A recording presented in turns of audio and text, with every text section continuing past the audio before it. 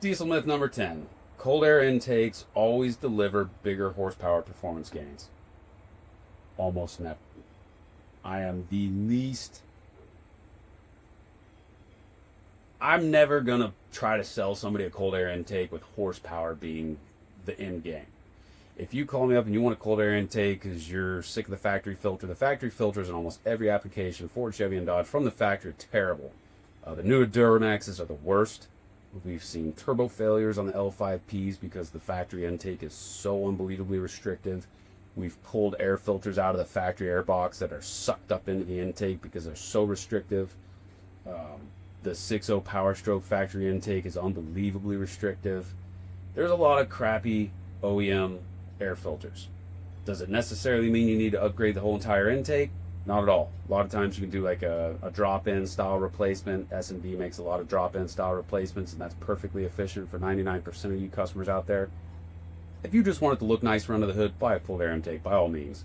You're going to see a teeny tiny increase in throttle response. You're going to see a little bitty increase in fuel economy, probably almost immeasurable if we're being honest with ourselves. But you hear it all the time. I put a cold air intake. I picked up 3 miles a gallon. I'm so happy that that dude's happy with his purchase. It's not real. I would never sell anybody on this planet a cold air intake claiming massive performance gains or massive fuel economy gains.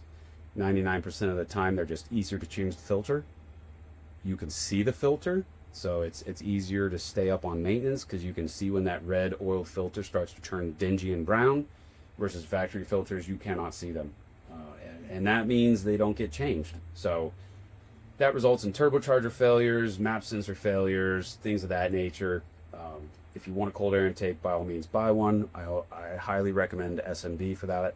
And they've got a great price point. They've got a great product. They've got really innovative designs. They're currently actively going through all their old part numbers and updating them to address issues that have been seen in the market.